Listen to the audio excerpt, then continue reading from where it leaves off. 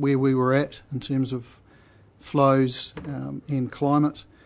At the point where we were in the heart of it, it really came down to what we could do operationally, what we could do in terms of moving water around with the best effectiveness, and that's exactly what we were focused on doing. I think the council were engaged through the Drought Committee in various other forms, but from our perspective, from a staff perspective, we were focused on what we could do to help people where practicable and within the conditions of their consent. Furthermore, I guess in relation to what we have now with telemetry, council and growers will be in a lot better position to know exactly how much water there is and how much is left over, and actually use it a lot more efficiently in the future. Certainly, I guess that's been one of the significant movements in this event, has been that people now significantly understand the value of water to them and to their businesses, and it's brought everybody to the table so that we can sit down and try and figure out the best way of doing this. And certainly information in this setting and data is incredibly valuable in terms of informing that. What are the options and how do we deal with them? And that's why I guess there's probably people in the irrigation community who will say that they were very happy to, in hindsight, very happy to support telemetry and that information and that data coming to them on a daily basis, because in many cases it was the difference between success and failure. Could I just add something there? As chair of that committee, at the time we were dealing with sheep and beef farmers who were really struggling. We had dairy farmers who had no water in their sheds. I mean, the milk tanker had to take milk in to fill up the tank so they could milk, and then take water in and take milk out every day. So I guess the focus at the time was over the whole region. The issue of young stock and amongst the fruit growers, i.e. the new plantings, etc., didn't really get to the table until later in the discussion, and that is something that we could focus on perhaps a bit better in the next round. But please also be aware that the sheep and beef guys are still struggling to find capital stock to replace what they had to get rid of in the drought. And the committee was focusing on sheep and beef farmers who were under huge stress. These guys were under huge stress too, don't get me wrong, but it was quite a intense period of no water everywhere. So Are there fruit growers on that committee that you? Yes, there was. Committee? Yes, there was. Just going back, Mr. Maxwell, you referred that although you didn't bring in an agenda item to council as such over that critical time, councillors were informed at regular council meetings. I'd just like you to confirm that councillors did have meetings with you and discuss the situation, and indeed bring representations to you as management and to the CEO during that critical time. It wasn't as though councillors were inactive. Can you confirm that? I certainly had plenty of councillors coming to me asking how we were responding and what we were doing at numerous stages through this summer. I was just going to say, can we get back to the slides? Next one. Mr. Chairman, Ian, that's mainly in the Raupiri area, I guess.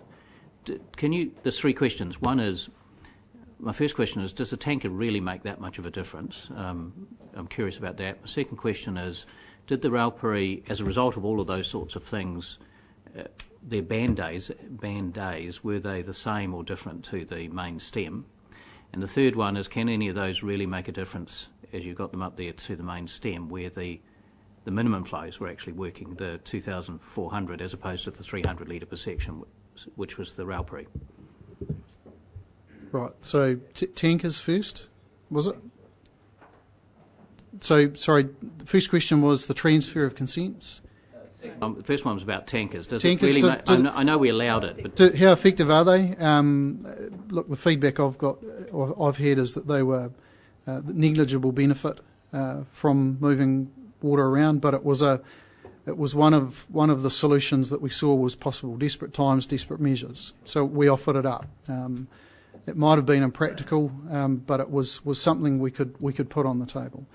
The transfers were actually generally within the unconfined part of the aqua system, so those takes linked to the Ngāroa minimum flow, where we said, because you'll see in the report that there are a number of consents in the unconfined zone that are linked to that flow. There are also a number that aren't, that are due for replacement in 2019. So they're not linked to a minimum flow. So we said, let's see if we can move some of the water from the areas from those bores where they're unconnected into the areas where they're currently unconnected into the areas where they are, as long as they were in an area where it was having the same sort of stream depletion effect. So the impact on the river would have been no greater. So that's the action we took there. And Raupiri, in my view, was a huge success, not just because of the augmentation, but because of the response from the Twyford Irrigator Group, the way that they got strong leadership in early.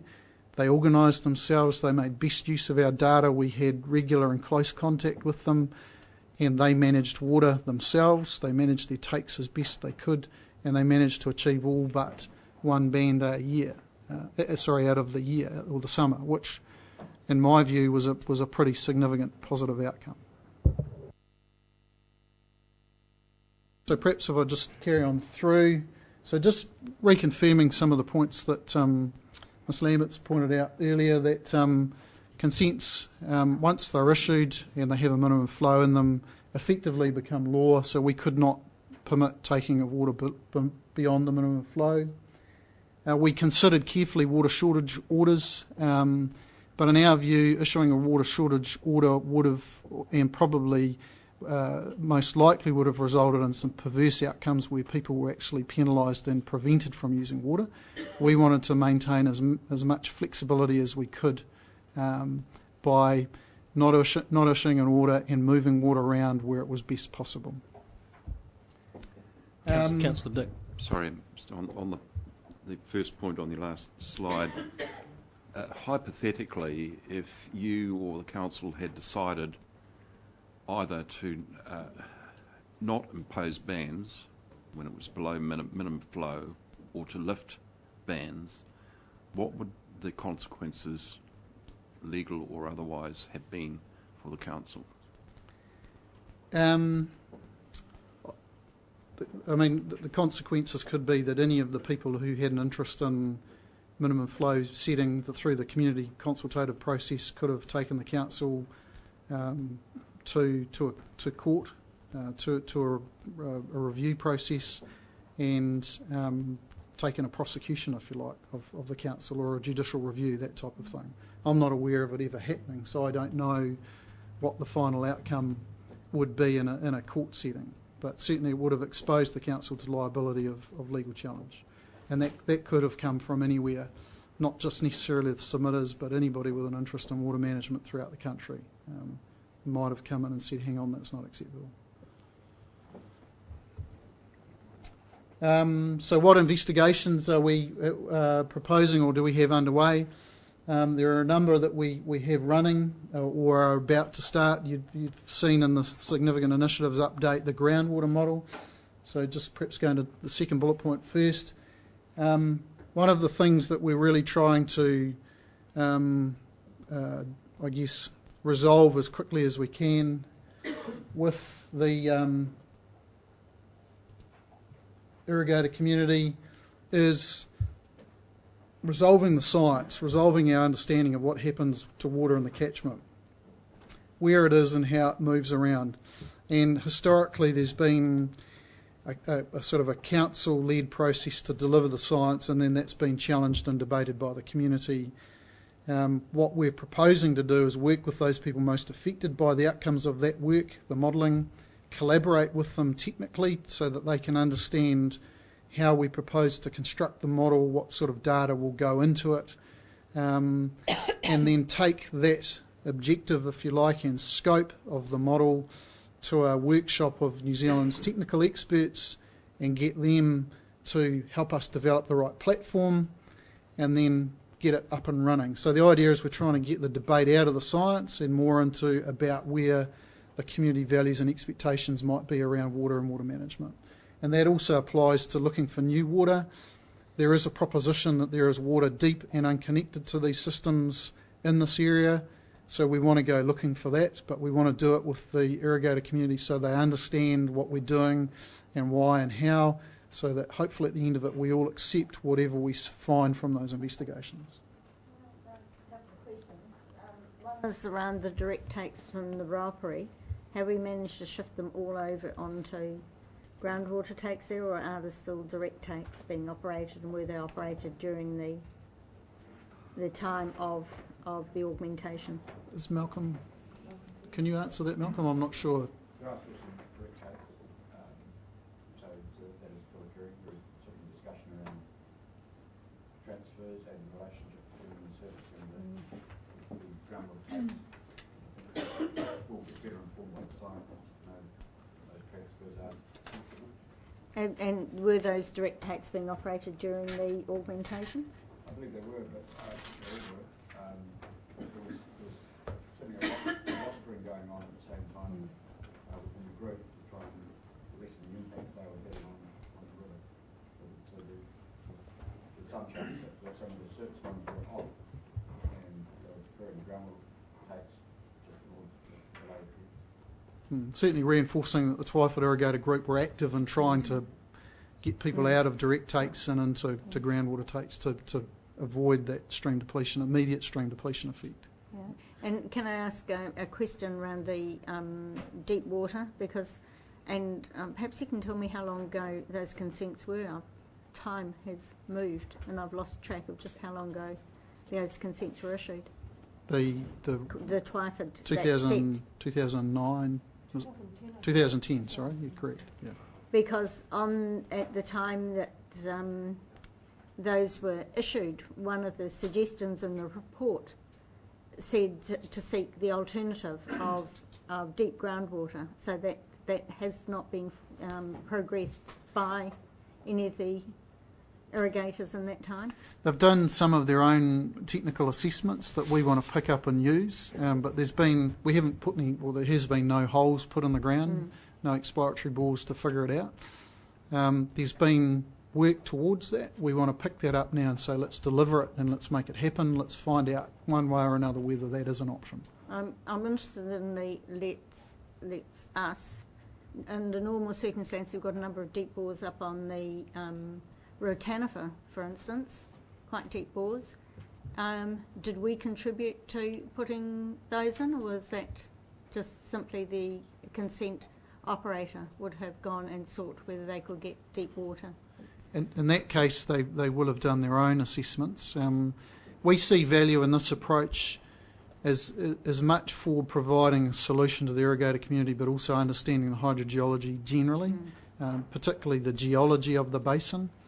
So it might be that some exploratory bores give us a better sense of how the layers are connected and where. So we would see two purposes from our perspective of this investigation. One would be to inform the model development to make it work better, and the other would be, or I guess an outcome of that could potentially be, that there is an alternative, deeper source of water available that isn't connected. So, Mr. Chairman, just to follow that through, so what depth are we talking when we're talking deep water bores? Look, I don't know exactly what depth, but in excess of 100 metres. So more than the traditional approach. And look, again, that's going to be there'll be some trade-offs in there because obviously there's costs to get down to those depths and then costs to get water out of it. But we need to understand whether that is an option for people. So the other final 3 points where we were approached by Twyford irrigators to conduct some pump tests to try and get a better handle on where stream depletion effects might be occurring and the extent of them. So the science team looked at that really carefully. We considered a range of options for trying to get the data to drive a model, to inform a model when built. And We looked at using fibre optic cables in the river to monitor temperature, discarded that, and finally got to the point where all of the experts were saying to conduct some concurrent gaugings, which we did on 2 occasions during the summer. So made the most of being able to have low, stable flow conditions across the whole, the Greater Hiratonga catchment. So there were a lot of sites gauged on a single day, and we did that twice. We also monitored the impact or the effect of the augmentation in the Rauperi. And we also had basically all of the hydrology team, the technicians, out every day gauging all the systems that are connected to minimum flows to make sure that that data was as accurate as humanly possible, so that we weren't, if water was available, we could make it available as soon as possible. Looking forward, there's obviously a need to maintain the strong and positive engagement we've got with the irrigator community now around these issues. We want to look to the new water investigations, collaborate around the science and the model development.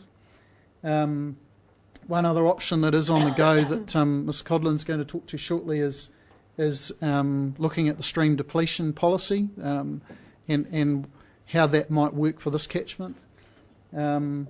Another area we're going to look at is reviewing the minimum flows and the flow allocations in the Rauperi, because it is a soft bottom spring fed system which is technically challenging to assess and set minimum flows around, but the science is constantly evolving, so we want to make that as robust as possible.